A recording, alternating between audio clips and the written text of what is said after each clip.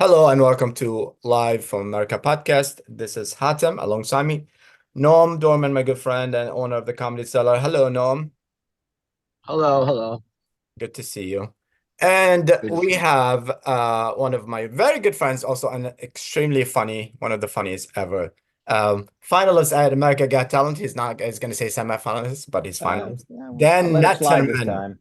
Yes, and author as well. Hello, Dan. Yes, guilty. How do you do?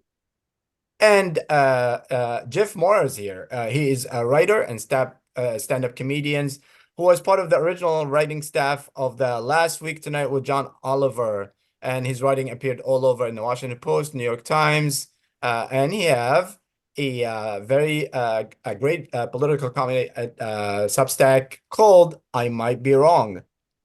And you read this out a lot, right, Jeff? Yeah. When I was a stand-up, so when COVID hit, I was like, "That's the last straw. I'm out. I'm a writer full time now." But I was a stand-up forever, and I loved the Cellar. It was my favorite room in New York.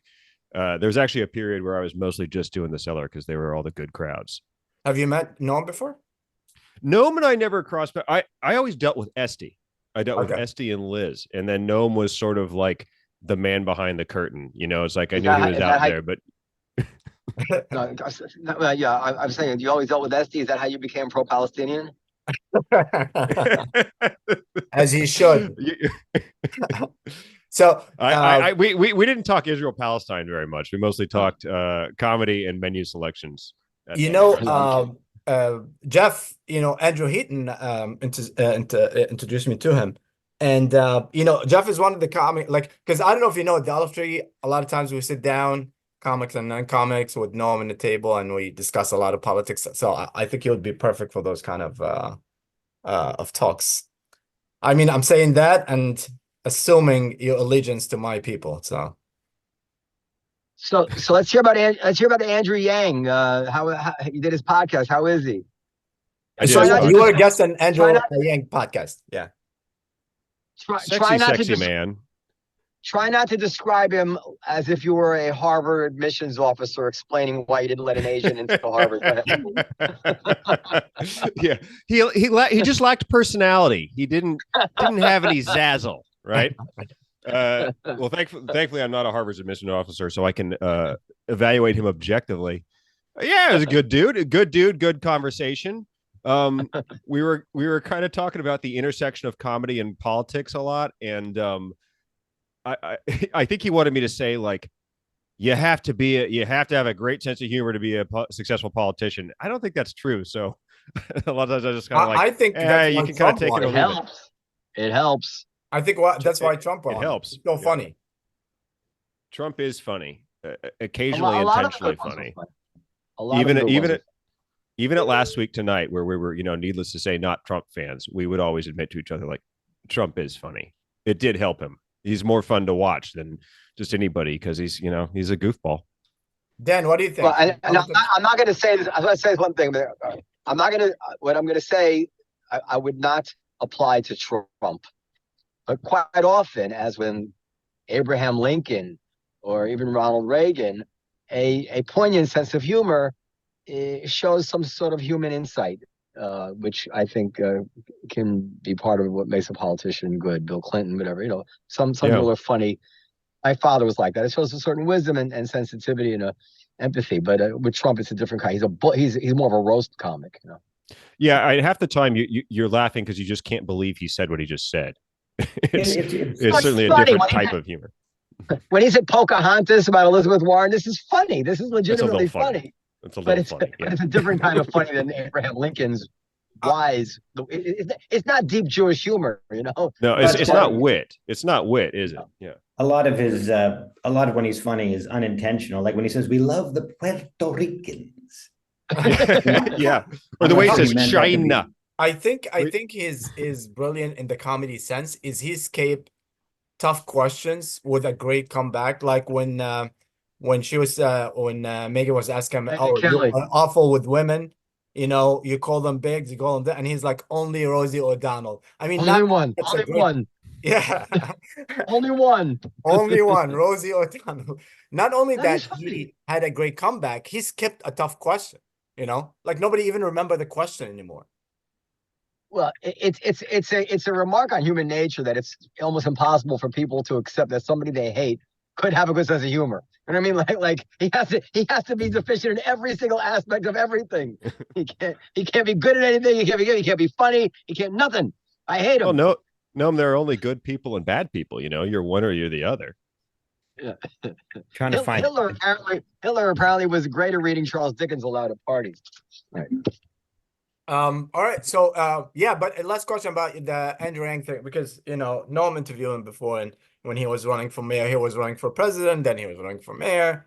And I never thought, I always, you know, I think I like the guy as like behind the scene, but I think like he plays a lot of games. Like when he changed his policies with Palestinian and Israel a couple of times, a lot of answers wasn't there. But I don't imagine him as an interviewer, you know, does that make sense? And that's the exact same reason why I wouldn't imagine him as a mayor or as a president. So I don't know. How did you feel about that?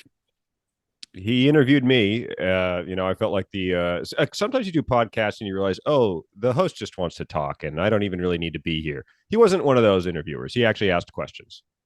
Oh, okay. All right, cool. All right, so let's get to the topic. So the first one, is you know, 4 comedians were canceled at Seattle Comedy Club because they're too progressive. Kurt Metzger, which by the way, Kurt Metzger will be with us next week, and he's gonna tell us the story.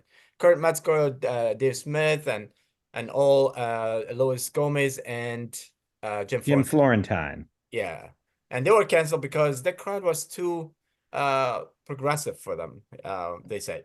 So I love Jim Florentine was like commenting is like he used to be not booked if you bomb or if you don't bring crowd. But now you can bring crowd and be funny and get canceled. So I don't know if Noam can talk now because he's walking, but I want to get his opinion as a club owner. But we can go with you, Jeff, first until Noam settled down in the olive tree. Oh, well, you know, look, it's like you're free to book or not book whoever the hell you want. What I think is really goofy here is that they booked them and then unbooked them. Yeah. And something I write about a fair amount on my blog is that I kind of feel like there are some in comedy on the left, and I'm on the left, but it's mostly my side of the political spectrum that's doing it. Some on the left are kind of trying to make comedy into the equivalent of Christian rock. And like, I feel like the main promise, sorry, of Christian rock is that it's safe. It's like, we're not going to offend your sensibilities. We're going to stay within these boundaries. And I think some on the left are trying to sort of create those same rules for comedy. We're going to not offend your sensibilities. We're going to stay within these lines, which look, if that's what you want it to do, that's your prerogative. Personally, I think that just kind of sucks. I think that's kind of boring, unfun comedy.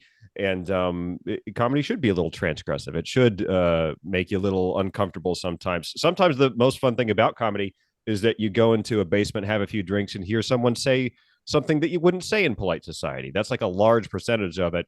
So this impulse to kind of guarantee your audience, look, I promise you, it's not going to be anything that bothers you in any way. That just, again, your club, you're free to do it. But personally, I think that kind of sucks and it's not very fun.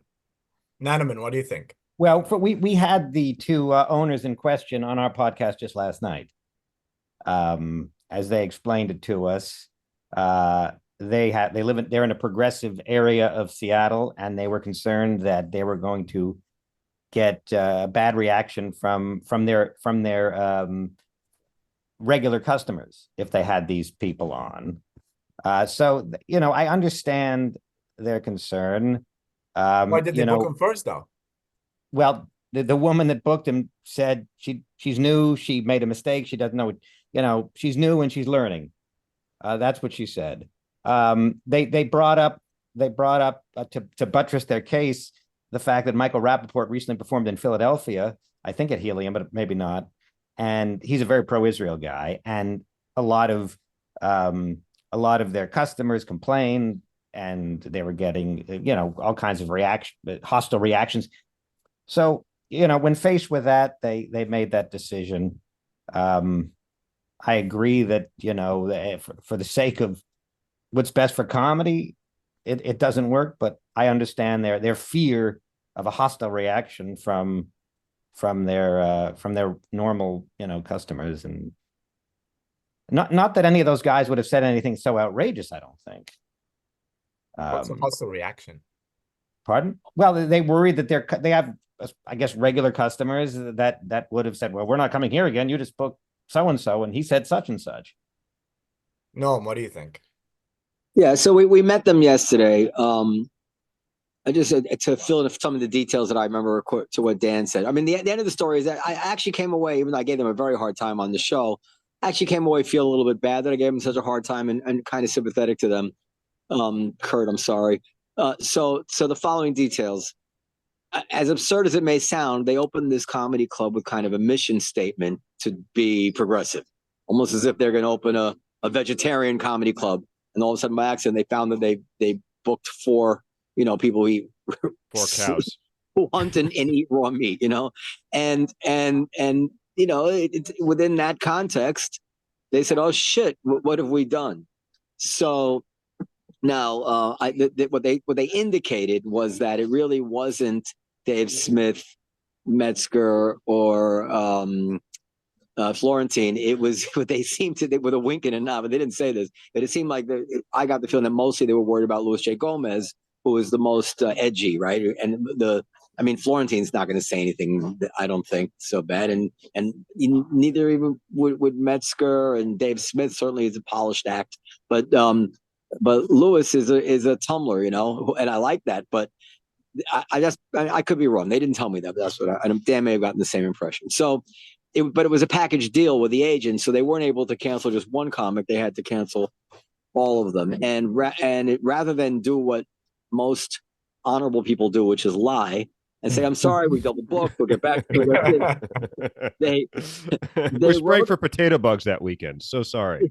Yeah, they wrote an earnest, and these are earnest people. You'll see it. They wrote an earnest email explaining their predicament and apologizing, saying, "I'm sorry, but we just can't do it." And it's supposed to be a private email. And then, so they were not trying to publicly make a statement or publicly certainly cancel anybody or publicly even detract from anybody. They were trying to handle it behind the scenes. And then, of course, it was released on the other end.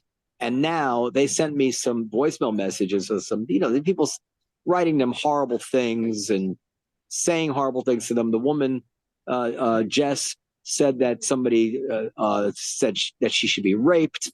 I mean, they're really going through it. And I can tell you from experience, when this kind of thing happens, because it's happened to me, I just told Hatem this about something else.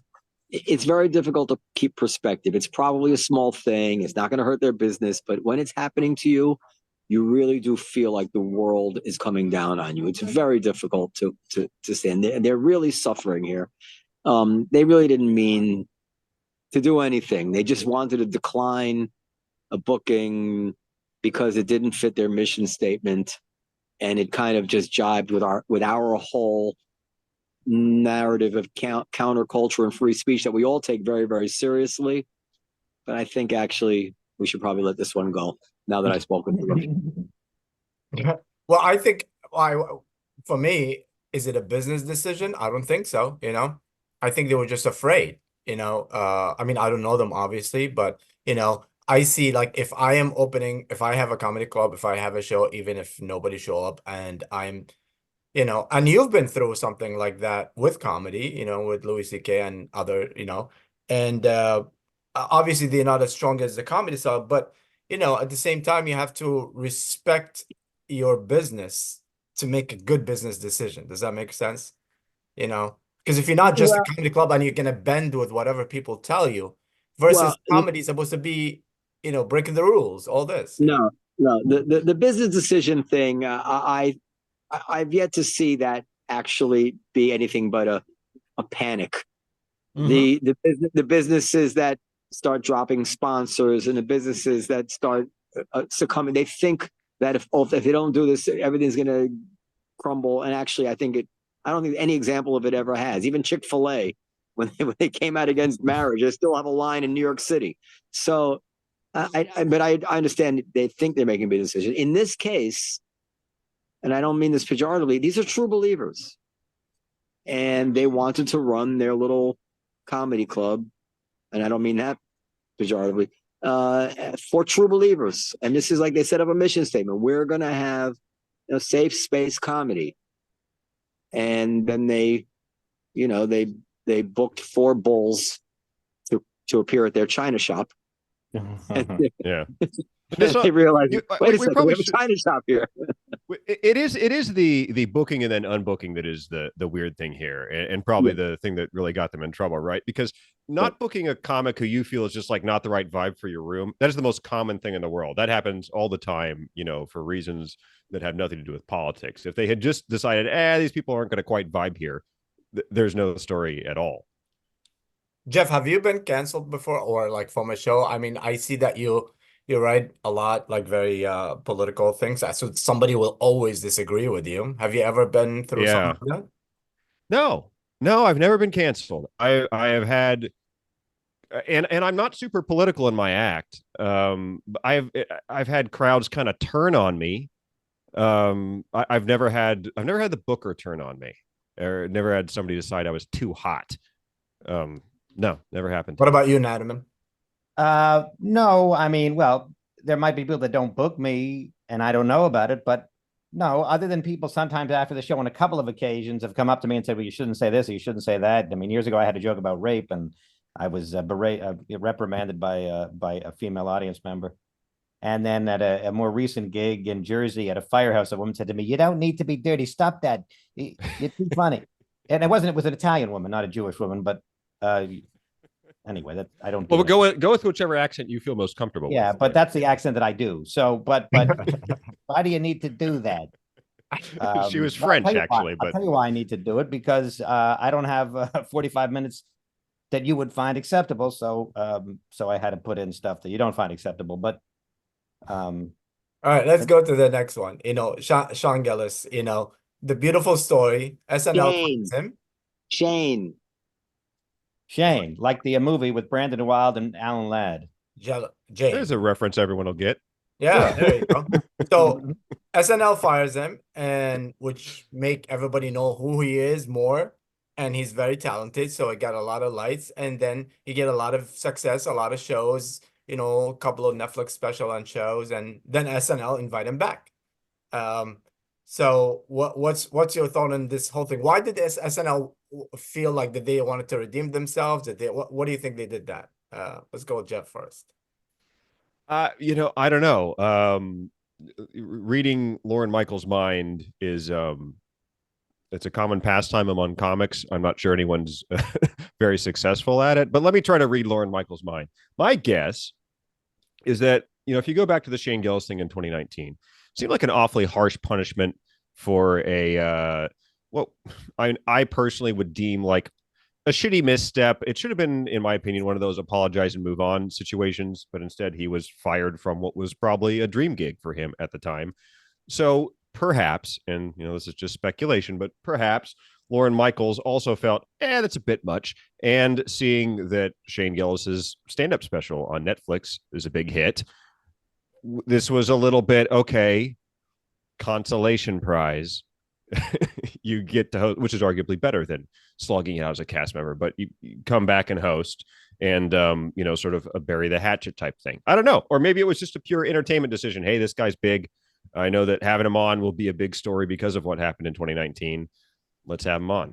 I think your second hypothesis is the right one, that he thought it would make for a good story. This guy that we didn't hire, and now he's come back in triumph. A conquering hero, if you will, was a good story. Although if he didn't think, if he thought that Shane was unfit to be a cast member, I don't know how he would explain that he's now fit to host the show. But I guess he doesn't have to explain that. No. My turn? Yes, sir. So, okay. So it's the following. First of all, we talk about people's panicking and making what they think are business decisions. I think that played into it with SNL to some extent. They thought the sponsors would leave or whatever it is. Was the height of the perception that the woke mobs had a lot of power. That's been punctured in some ways by the fact that Spotify survived quite nicely after Joe Rogan was caught saying the N-word and things like that. And also Shane Gillis, at the time we had him on our show, he didn't really play ball. To his credit, at the time I criticized him and I was 100% wrong. He was, they wanted him to apologize and suck up, and he made he mouthed some apology, but it was very stingy, and he was very clear he didn't think he'd done anything wrong, so that didn't make their job any easier. And then, let me just make a quick comment about what it was that he did. He used an Asian accent, right? That was the that was the main. I think there was a few things, but that was the main one. So he also used the slur for Chinese people, but he used it. He was like speaking in the voice of a character at that moment, so he wasn't Shane Gillis using it. But yeah. So was it a thicker Asian accent, the one than the one you were describing Andrew Yang having used before we were on camera? No, I'm kidding. So actually, Andrew Yang defended him. But anyway, there's something interesting. So I just got back from Turks and Caicos, and we checked into the resort, the Beaches Resort, and the hostess there is the manager was an Asian woman named Lucy, and she says, "Hi, you're going to have a butler service. It's like a concierge service, and your butler's name is, you can just call him Junior. I mean, just call him King Kong. Everybody calls him King Kong. His name is Junior, but call him King Kong." And I thought to myself, no, please don't let this man be black. I mean, there's just no way they're going to tell me to call a black man King Kong, are they? And sure enough, we meet the guy, and he's not even huge, but a kind of a stout black guy, broad smile. He says, "Yeah, you can call me King Kong." And so, no way my kids are calling this kid King Kong. But the point being that there are certain aspects of racism which are apparent. You don't need to be taught it, hateful, whatever it is. And then there's other things which are actually just cultural overlays, and there's no predicting them. You can't fight them. You can't fight City Hall. But, in America, you cannot compare a black person to King Kong, right? You're done. But apparently in Turks and Caicos, they didn't get that memo. So they're like, "Yeah, sure, you can call me King Kong." And so with the Asian accent, for whatever reason, you can make fun of a Jewish accent. You can make fun of a Yiddish accent all you want. And nobody's going to call you anti-Semitic, because everybody knows the accent.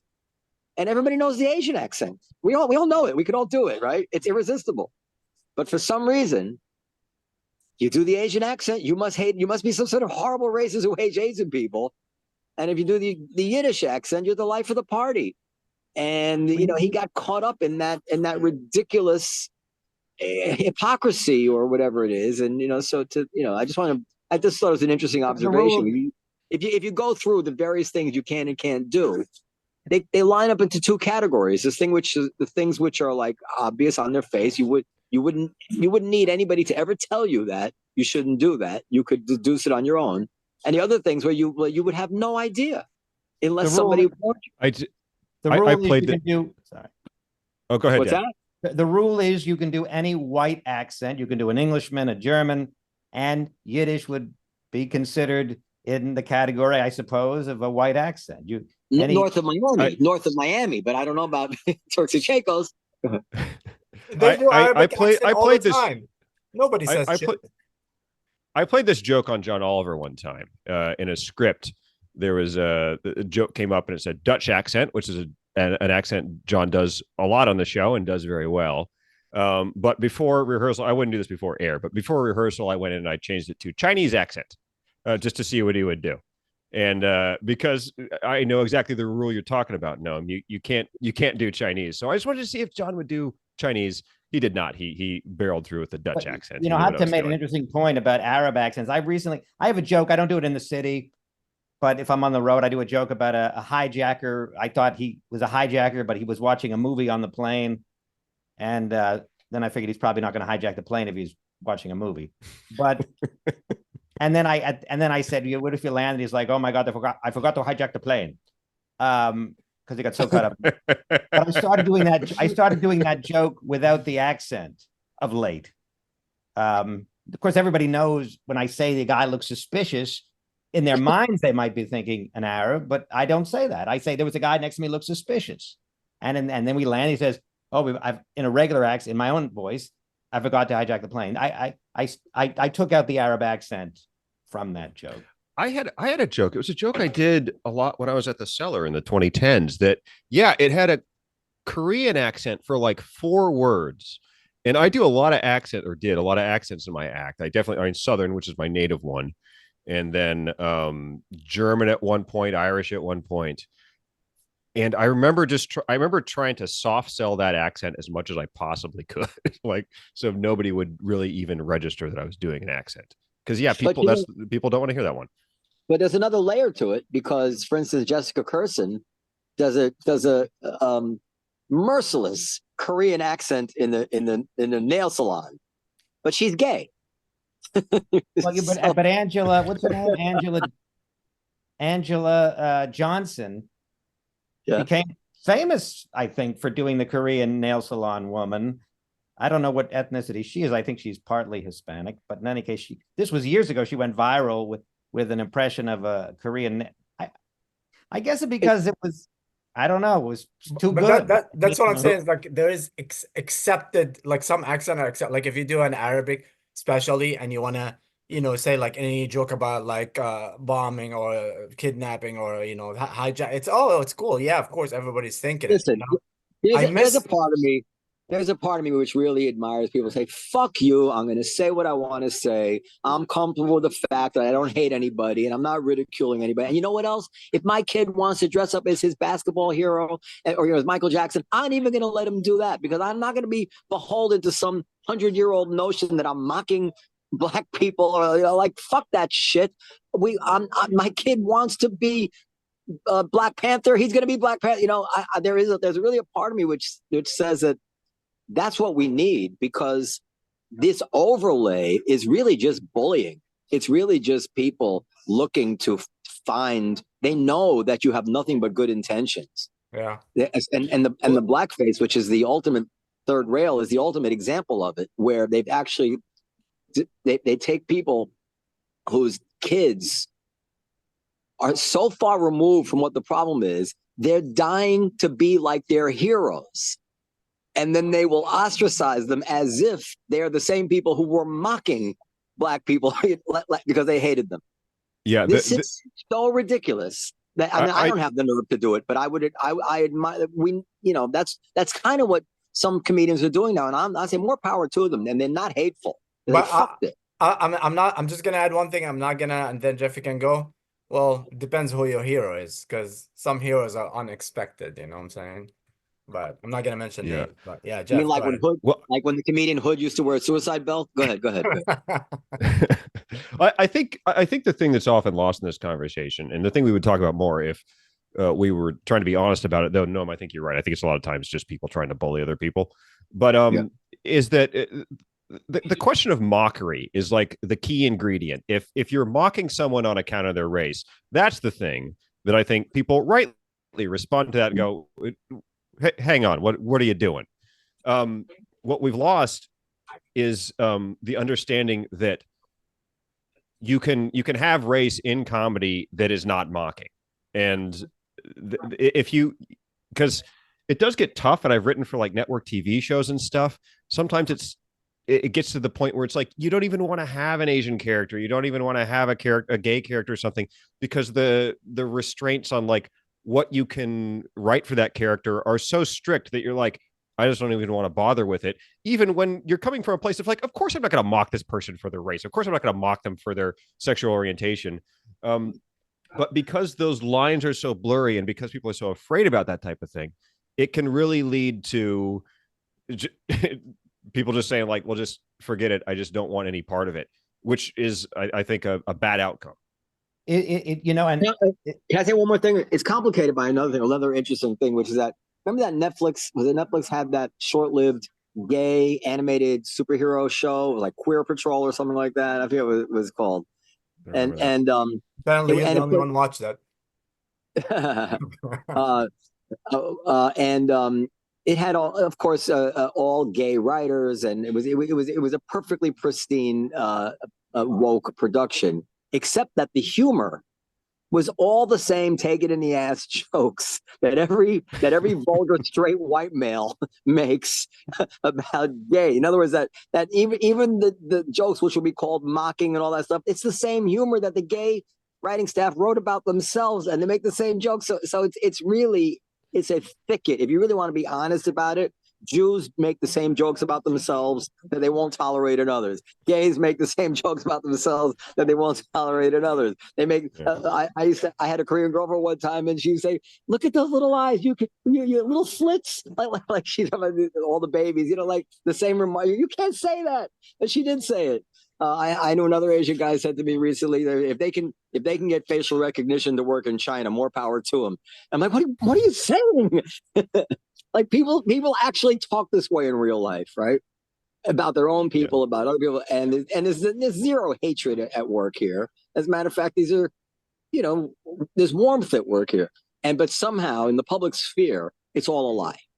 It's all a lie, and people stick to these lies, even if it means ruining people's lives, to ending their careers, ostracizing them, and then they'll go home and laugh at the same joke they just ruined somebody's life about. It's disgusting. And I think a lot of times people tell you, "Oh, you should be offended." I was like, "Offended of what?" It's like this joke is if it's funny, it's funny, And you're right, absolutely right. We make jokes about ourselves. It's actually the funniest ones. But if somebody else says like, "Oh my God," but yeah, don't let anybody tell you what offends you or not, right? So let's get to another one. Trump, Biden. If it's a Trump Biden, I think Mitt Romney's answer. I don't know if you saw the interview with CNN yesterday or the day before, about if he would vote for Trump is perfect. But what do you guys think? If it's a Biden, Trump, who would you vote for? Naturman, since you're the most political voter here. I asked Noam who I should vote for because he's so much better informed than me, and he told me Biden. He's not better informed. On the grounds that that where it really can't, where a president really has power is not so much domestic policy, and in fact, Trump, domestic policy wise, might even be better. He's certainly not bad, but in terms of a finger on the button, if you will, the capacity to declare where to go to war, Trump is a little too unpredictable to take a chance on. Probably work out okay. I'm just echoing Noam's thoughts. But that example of like, he can press a button, it's just not gonna happen. It's like he's not gonna do it, like, and generals won't let him do You're it. probably right. Like that. Yeah. But Yeah, that's probably true. Look, if Trump is in office, I'm not gonna lose sleep. He'll I'm sure you probably won't tell him where is the all office. apart. I think Trump, this is my own opinion now, he's just, I don't like what he engenders. Yeah. So you don't think that he have any change in any policy? Because Biden can be like, "Oh my God, what this button? Let me press it." Like it's, if the fear could be the same, if you're fearing about that, but you don't At think the end of the day, I think Trump, there's an ugliness to the whole thing that his supporter. So I'm not gonna be happy about it if the Republicans present somebody reasonable, and I'd happily vote. So let me add this. Would you be Biden, Trump, or uncommitted, since the uncommitted is a new thing? You're talking to me? Yeah. Well, I'm going to vote. I'm not going to not vote. So I'll vote Biden. Okay. Jeff? No, this is an easy one for me. I'm going to vote Biden. I think on the big things, Biden has got a lot more right than he's got wrong. Ukraine, getting us out of COVID, et cetera. I align pretty well with Biden. And I am one of these liberals that, rolls my eyes at a lot of what's going on the left. I am not a MSNBC fan. I am not someone who just wants to have the party line be dictated to me. But if I add up the balance sheet with Biden, it's definitely a lot more positives than negatives. And man, if he was 62, I think he'd be winning this one going away. And then the other guy's Trump. I am, because I am one of these liberals that on a pretty regular basis sees what's going on my side of the aisle and is like, get it together, folks. I wonder if in an alternate universe, I could be poached by a Mitt Romney type. I don't know, but I do know that in this universe, they're nominating Trump, who is not the right guy for like a million different reasons. So that makes the decision pretty damn easy for me. So you're not really voting for Biden. You're not voting for Trump. No, I'm voting for Biden. Oh, You are, okay. I tossed a no, but no, I'm voting for Biden. But Okay, we'll discuss all these anyone policies, that's not Trump. obviously immigration, the border, all that, but no, go ahead. Okay. Yeah, when Jeff started listing the Biden's accomplishments, he was almost going to get me to vote for Trump if I let him continue. COVID, he didn't. Biden didn't do anything COVID except funnel money to everybody that wasn't white. But anyway, literally, and then they, this equity and everything. But yeah, Dan relayed my position correctly. Trump is just too erratic, and I mean to be handling this very, very, very delicate situation in Russia and very delicate situation in Israel right now. I just don't want the guy who was yelling about Rocket Man dealing with two issues which could conceivably lead to if not the Third World War, really serious situation. So I just don't want somebody like that operating by the seat of his pants.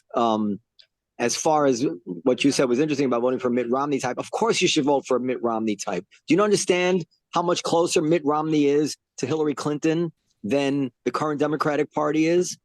I mean, you can't even. You would have to stop and think to even tell me what the differences were between Hillary Clinton and Mitt Romney. Little shades of differences. But yesterday, Elizabeth Warren, who much more represents the current thinking of the Democratic Party than Hillary Clinton does, Elizabeth Warren was tweeting about the fact that Wendy's shouldn't be able to gouge prices by raising their price during peak hours for a hamburger. This is like they are communists. They're literally, the analogy would be that we shouldn't be able to charge more on a Saturday night cover charge than a Monday night cover charge because that's price gouging, as if I'm selling cancer drugs. Like, don't come to the fucking Comedy Store on a Saturday night. Don't go to Wendy's. Get a slice of pizza. Like this is how illiterate. And I mean, I'm sorry to use the word socialist or communist, but when somebody as important as Elizabeth Warren is tweeting as a national issue the fact that Wendy's might raise their prices for a burger during peak hours, and this is an outrage to her, they've lost their fucking minds. You can't vote for these people. You can't vote for these people. I will point out we had an opportunity to nominate Elizabeth Warren for president, and she lost hard. We did not do that. We went with the least woke option we had. Right, but she was still at certain points considered maybe to be the front runner, and Biden. Well, she lost. She didn't win shit. I mean, go back and look at those results. She didn't win shit. There's going to come a time when the people born after 1930, after 1940, are going to actually take over that party, and they don't think like Biden. Okay, they don't. This is something I write about a lot on my blog. Yeah. There's a lot of tension in the Democratic Party right now. So when you say, like, okay, so I get the argument about, Trump and Biden, but Noam, for you don't want Trump to be dealing with the Israel situation, with the Ukraine situation, but do you think Biden is, and by the way, right? Can I just say one thing? Because it's actually a nice example for me. I know that Trump is in his gut even more pro-Israel than Biden is. So it's really not. I'm not saying it because of where their leanings are. It's literally because because of the erratic nature of him. He will fuck it up. He's too unhinged. Sorry, go ahead. Yeah. So let me first play what Mitt Romney said, because I think it just sums it up perfectly. Then we'll take it from there. But what I was saying is, like, obviously, are you happy with Trump? With Biden's current policies, with who? With Israel? No, not just with Israel, with dealing with Israel and dealing with Ukraine. Oh no, I'm not happy with Biden's policies on most things, but I think that the policies are really overblown in general. As I'm approaching, I'm in my 60s now. When I think back on all the Chicken Little sky is fallings that I've heard, as long as I can remember, none of them ever came true. Neither side's predictions ever came true. The country continued. Recessions happened and didn't happen. It's like, everything's going to be fine. I don't agree. I don't agree with Biden's policies on a lot of things, but the country will be okay. But I think the country will be okay if Trump's president also. Yeah, but issues like the border and stuff like that. But let me play this video Well, first. but the border, the Democrats are not going to be able to continue this position on the border any longer. The facts finally overtook them once their fucking elite, judgmental cities got implicated. Now all of a sudden, it's no longer racist. They told us for 30 years it was racist to have these feelings about being overrun by immigrants. The second an immigrant hit Martha's Vineyard, the entire story changed, and it's never going back, in my opinion. Very true. And just to credit this podcast and Noam specifically, he said this years ago, before it started.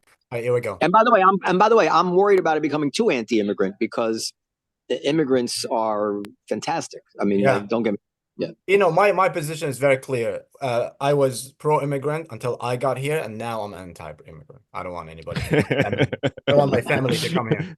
The bring the ladder up behind you policy. No, this nation is built on immigration. Damn it. Here we go. Questions for people watching at home. Would you vote for Donald Trump over Joe Biden? No, absolutely not. I mean, for me, there are two factors in deciding who I want to have as the leader of my country and the person who is the example of the president for my kids and my grandkids. One is their position and policies.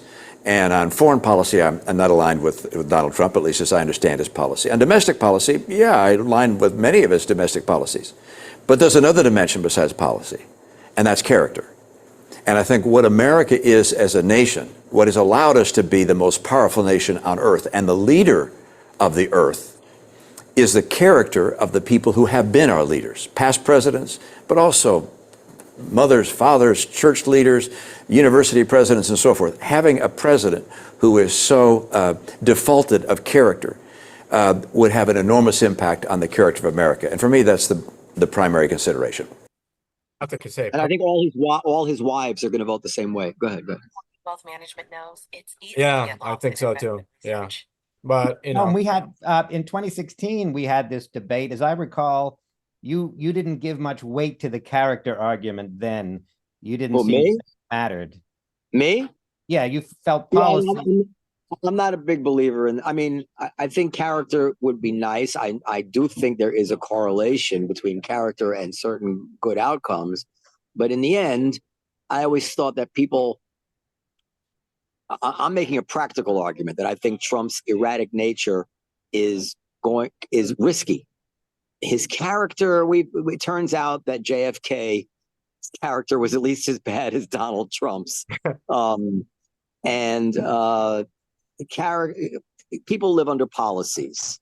So if you feel that one president can raise the wages of working people by a significantly better margin than the other guy, but that guy has bad character, and in a way it's selfish as a well-to-do person, as I am saying, no, but I don't like his character. So what if the bottom 10% doesn't get their wages raised? At least we have somebody with good character. So I take the character argument with a big grain of salt, particularly in the general election. In the primary, I think it would be wise to vote as a nominee for the candidate that has the best character, because I do think there is a correlation between good character and being good governance. And just, one of the things that I've noticed is that, for instance, years later, 50 years later, you can't find anybody who knew Ronald Reagan to say a bad word about the guy.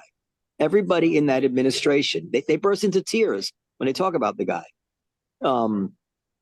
You can't get a single person who worked with Donald Trump to say a nice word about him the week after they leave, And do I think that in some way that will correlate to? Yes, of course it is. It correlates to how world leaders will interact with you. And, there are good results from having good character. But but Mitt Romney, I think he's overdoing it. And by the way, Mitt Romney has his own waffling. He was pro-life, pro-choice. What is that good character? I don't think.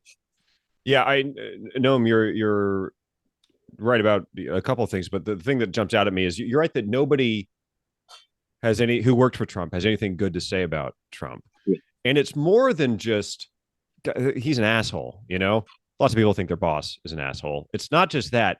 You have people coming out, people who served at high levels in his administration saying, like, this guy is dangerous. I'm paraphrasing.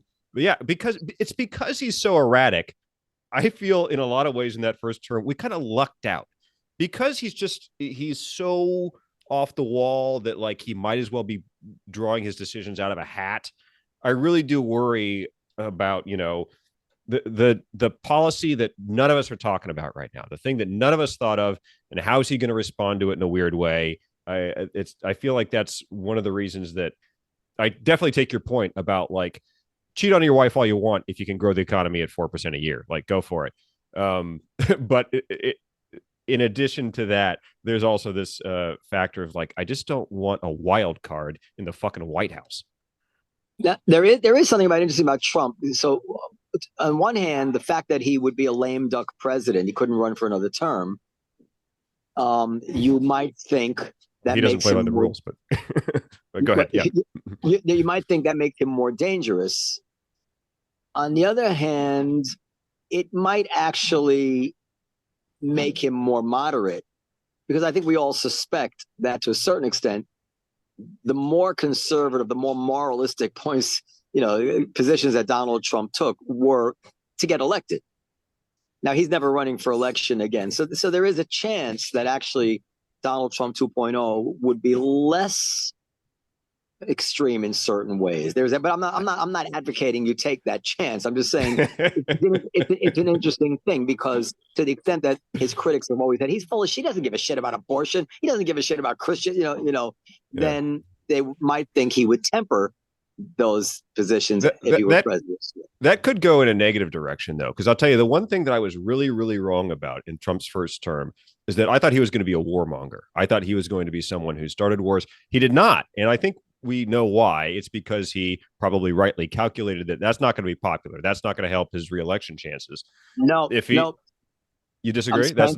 I totally disagree. One of the things about Trump that I think is the most wrong is that people don't understand that despite the fact that he lies all the time, he's also been extremely honest about his basic core beliefs on these matters. Trump has always been worried about China. He's always been skeptical about foreign wars, even though he finally did support the Gulf War or whatever. But he's always had these positions. I don't know this to be true, but I bet you it's true that Trump consulted pollsters less than any president in the modern era. I really, really believe that Trump has been very, very honest about what he believes in, including, by the way, when he said that he wants to get rid of illegal immigration, but he wants to continue immigrants and workers. I actually always believed him on that stuff, because how could he think otherwise? He's a businessman. Every businessman understands you need the labor. But you're trying to impose rationality on Trump. I mean, I think he is rational. This is a guy who called Michael Flynn in the first week of his presidency and said, "Hey, is a strong dollar or a weak dollar good for us?" The guy doesn't know fucking anything. Well, what's the answer to that? It depends on the situation. Well, so why is it a dumb question? Because you should know what situation you're president now. It's like this is just coming up. You didn't give this any thought.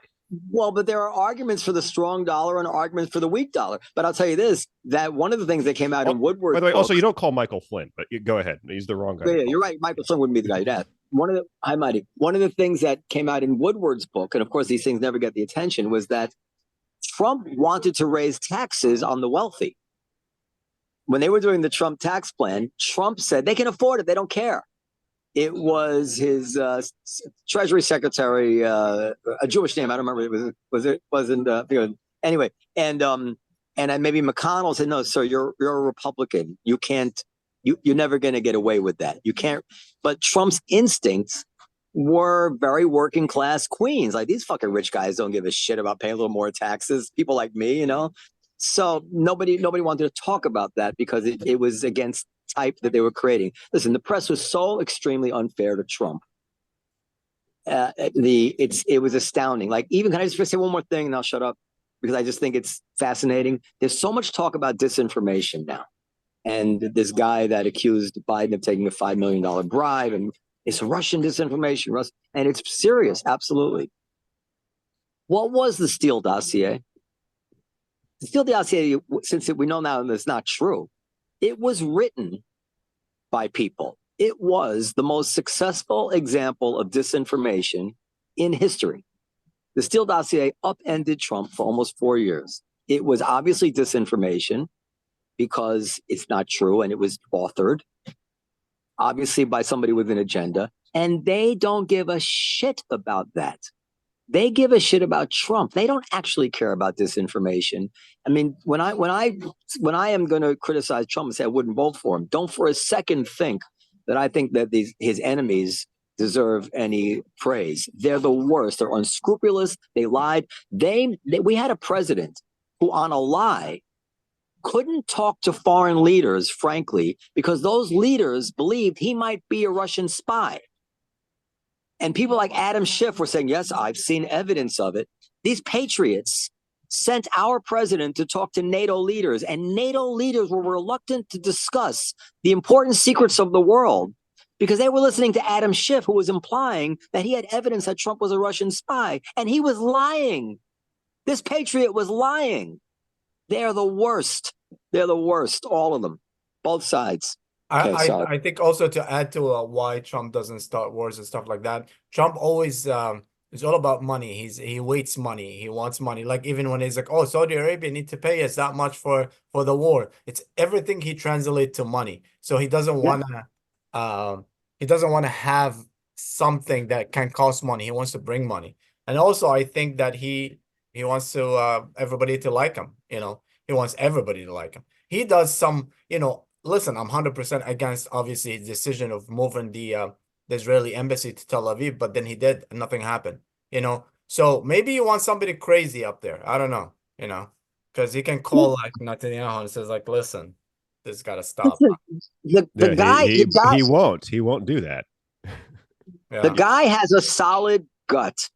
How many of the things that he warned us about, including telling the Germans not to make the deal for the gas pipeline? I mean, he's not. He has insight. He had insight into even understanding that the American people didn't really care all that much about like the pussy grab thing that he said. His closest advisors say, you know, throw in the towel, Donald. You need to resign. You're never going to win now that that's come out. And his attitude was like, no. People say one thing in public and another thing in private. He has insight. He was right about immigration. He was right probably about the wall. He was right about taxes. He was right about a lot of things. In retrospect, he was even right about, he might have been, I hate to say this because I was wrong, but he might have even been right about lockdowns at some point. But he was right about a lot of things. He has some common sense. That's not really, you don't need to deny him that in order to say he should not be anywhere near the White House. He's too erratic. You know, all the reasons that people who were, as you said, people, Bill Barr, I don't know about Pompeo, but almost all of them, his closest circle, John Bolton, they say, don't ever let this guy anywhere near the White House again. They're not denying he has common sense. A lot of these people actually liked him until they worked for him.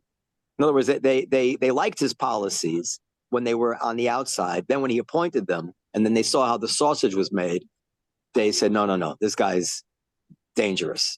Jeff, do you think this is it? Is it going to be Biden-Trump or?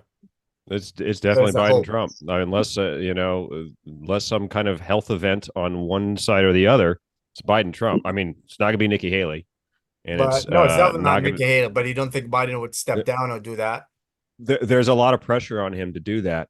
I don't think he's gonna. They're even after the people who are calling. Oh, the Michigan thing's nothing. The Michigan thing is nothing. I don't even know why that's in the news. Because Trump won Michigan by 11,000 votes, and definitely Arabs are never in Michigan. Definitely not voting for Biden. Yeah, they will.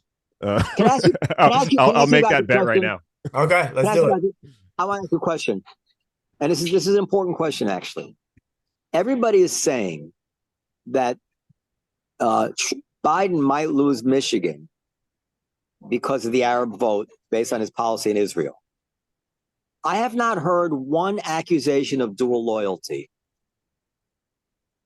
Why is it that if it were the Jews who could swing an election based on Israel policy, that would be would be answered with widespread condemnations and accusations of dual loyalty, but it's considered perfectly appropriate for Arabic people to vote against Biden now because he supports Israel? That's I a do great see on- question. Jeff, go ahead. Yeah, I sensed that one wasn't targeted towards me. Yeah, I mean, I can. Am I wrong? said Am I easy. wrong? No. Am I no, wrong? yeah, you are. I tell you why. Because I think for that specific I gotta go. Bye. for Why that am I wrong? Why specific am I wrong?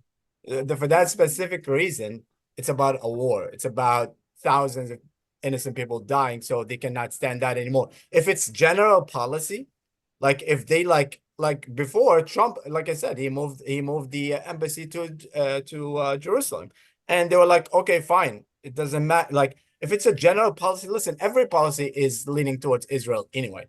But I think how do you deal with the war? How do you deal with lives being dead? I think that's a major thing. And I don't think it's just the Arabs, I think it's a lot of people, I don't think I do see Yes. that charge leveled at Rashida Tlaib on Twitter anyway. Whenever she posts something about Palestine, they say you're not paid. You're paid to represent.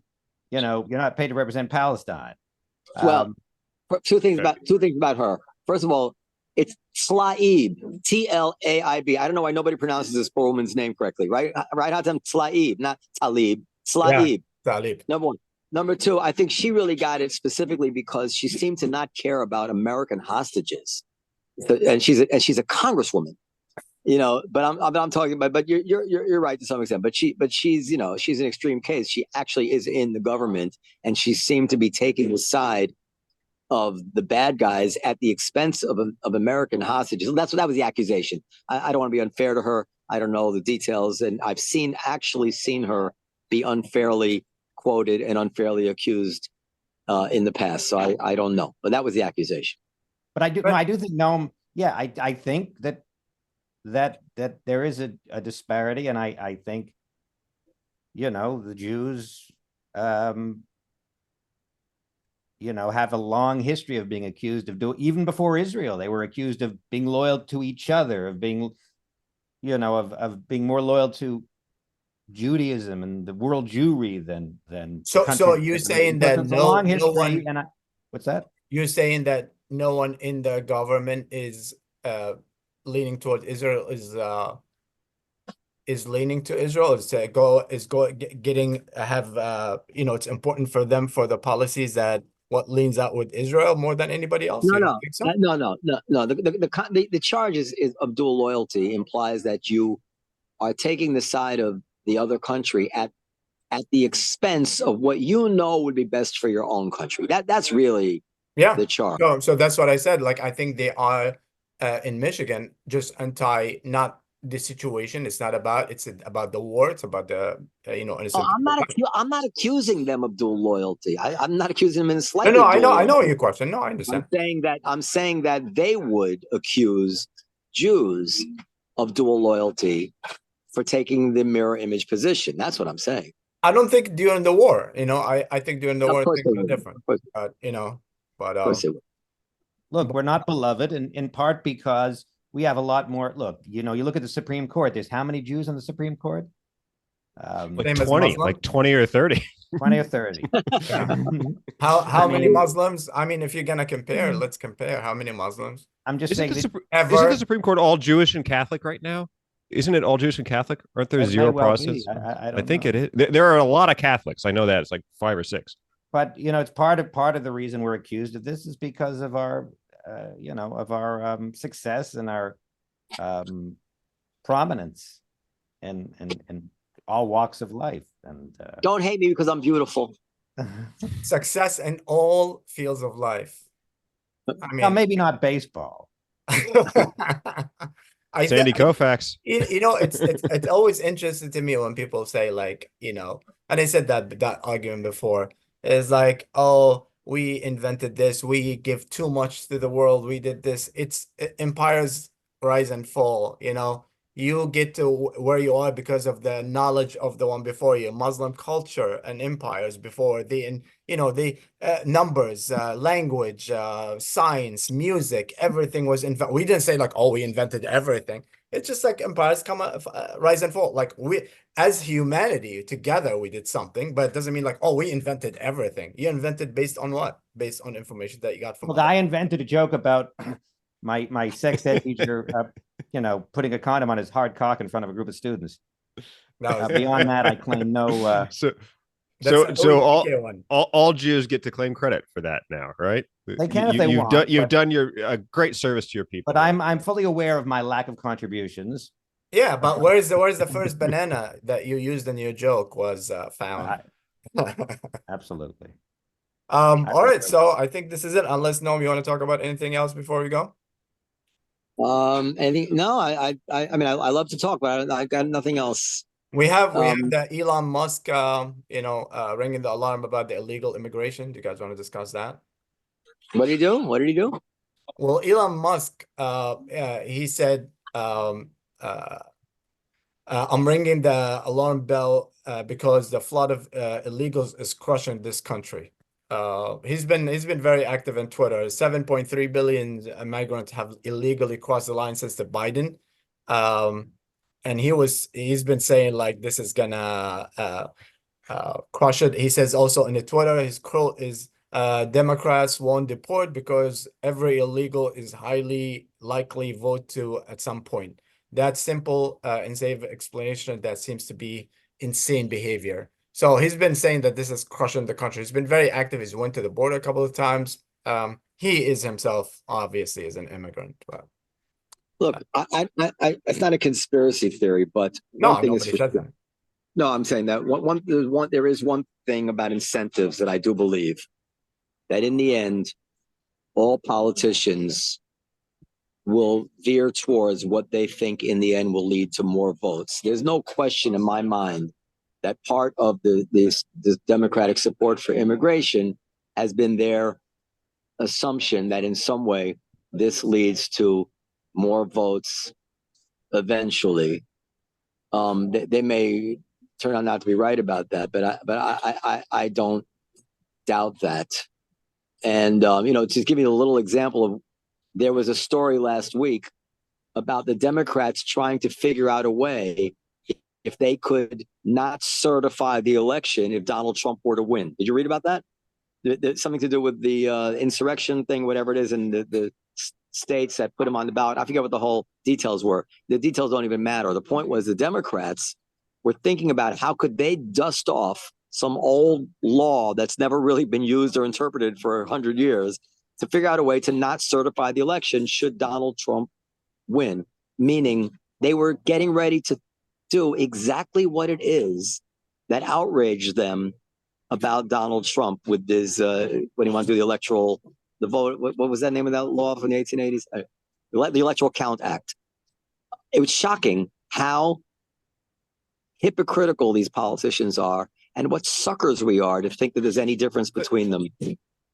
But they're not going to do that. That's some clown saying something dumb. I mean, yeah, it's a dumb thing to say, but that's just some clown somewhere. It's not going to happen. Well, maybe yes, maybe no. I mean, we've seen Stacey Abrams deny the election. They're capable of anything, and they all are. If they all are, and that's just the way it is. I mean, give you another dumb example. We talked about it before, but it's tangential. They complained about the Trump tax cuts, complained about the Trump tax cuts, complained about the Trump tax cuts. It's bad for the middle class. It's bad for the poor.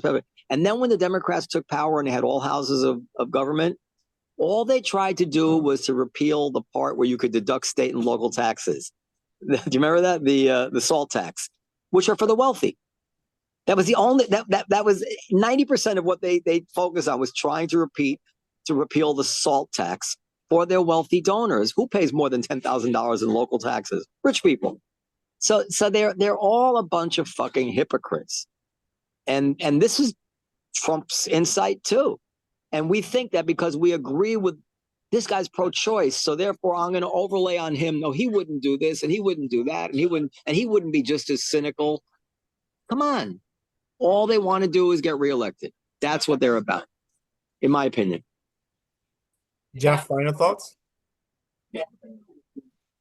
No. About Elon Musk saying that About Elon Musk. Yeah. that it's a problem? I have a policy of not really paying close attention to Elon Musk.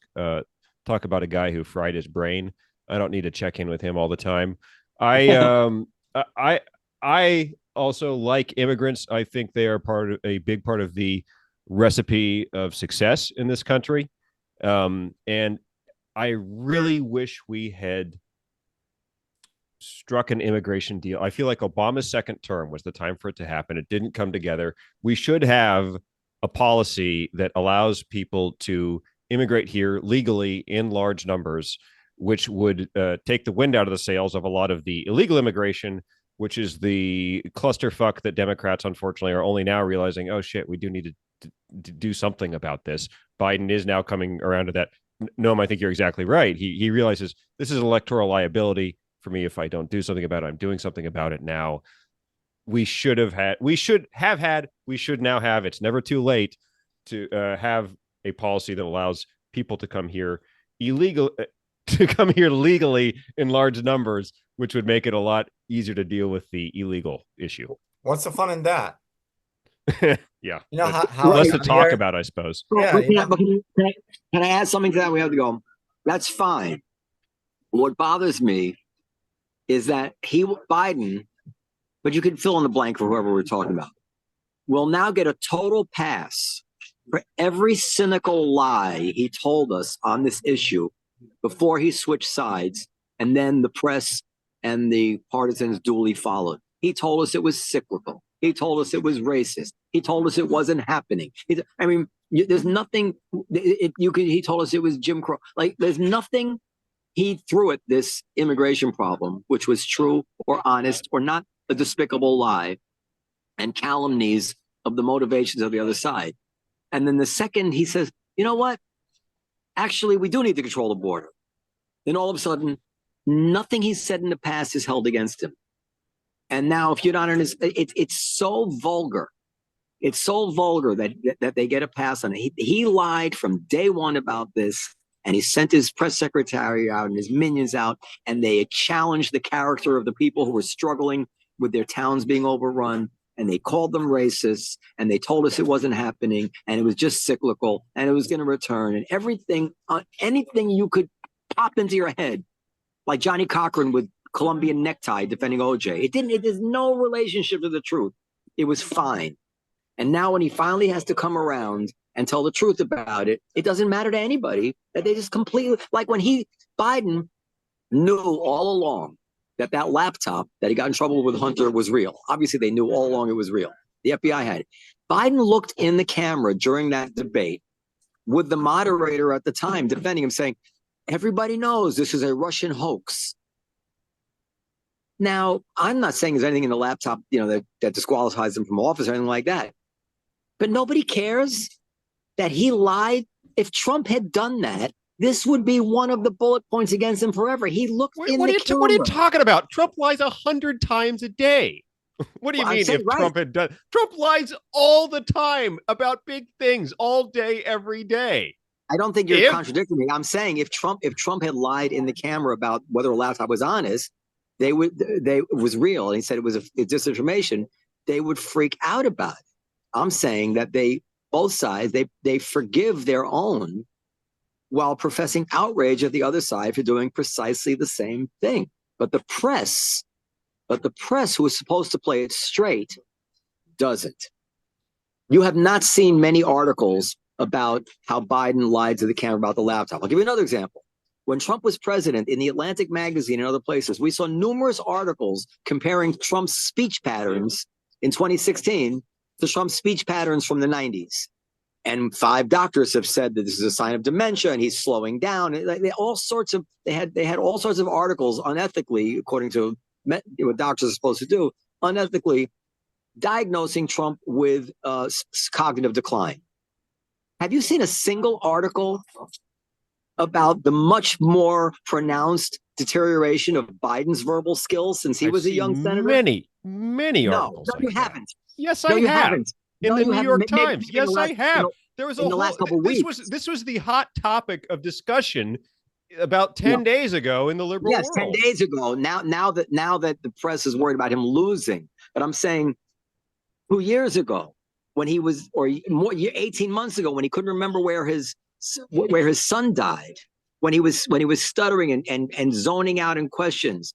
If there were none of, let me put it another way, when the people left Trump's cabinet, all the people we're speaking about who say he's too dangerous, not one of them has said he had cognitive decline. Have you noticed that? Of all the accusations they've made about Trump, not one of the people who sat with him in the office all those years has said, you know what, I think he was losing his marbles. He's getting old. Well, you can't decline when your baseline's so low to begin with. Right. When you're at rock bottom, there's nowhere to go. I'm talking about cognitive decline. That is a different matter. I'm saying that they hate him so much. They're saying everything, that he's too dangerous to ever be sitting in the White House again, but they are not saying he had cognitive decline. So I think it's a pretty safe bet to say he didn't have cognitive decline. Yet there were articles everywhere by doctors saying he had cognitive decline. Then we had Biden come to power, and we knew even before he was elected, he was not the man he was. He would trail off on sentences. He would get facts completely wrong. He would forget what he was talking about. He would go the opposite direction, whatever it is. And I'm not saying he's senile, but he's obviously in some sort of decline. Maybe still has wisdom, still in decline. None of the same standards were applied to him. Trump, why did Trump take a cognitive exam? Because they were demanding it. Have you heard anybody demanding Biden take a cognitive exam? Let's be honest. Anyway, this is what annoys me. Anyway, go ahead. Yeah, but that doesn't, it's still, I think something is going to happen. I think Biden might be able to get to his senses and step down. And we have the California governor runs, and we'll all be happy. Well, guys, thank you so much. You want to share your opinion? And Jeff, you might be wrong. I don't know. So Well, I have a final thought, Hatem. yes, please go That ahead. there's actually currently only one Jew on the Supreme Court, but I was thinking about when it was Breyer, Kagan, That we and know Eastman, about. and there were three that we know about. Maybe Kavanaugh is secretly Jewish. Yes. So, Dan, where can people find you, follow you, and all Find that? me on the internet. And his name is Dan Naturman, and all over. What about you, Jeff? I might be wrong.substack.com. You might be wrong. Yeah, it's very good. You should read it. And obviously, Noam, anything, Comedy Cellar, and all. Comedy Cellar, yeah. Yep. All right, guys. Thank you so much. See you soon. Jeff, if you're in NYC, come stop by sometime. I will. Thanks for having me. All right. Have a good one.